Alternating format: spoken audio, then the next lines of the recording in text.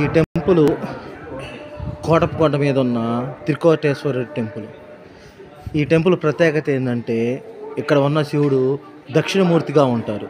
దక్షిణమూర్తిగా అంటే పార్వతి లేకుండా శివుడు ఒంటరిగా ఉండి తపస్సు చేసుకుంటున్నట్టు ఉంటారు.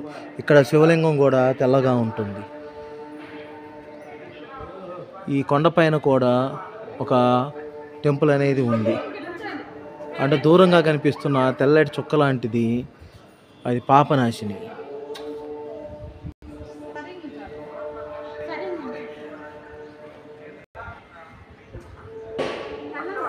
ఇది గోపురము. ఇక్కడ శివలింగం పెద్ద విగ్రహం పెట్టారు.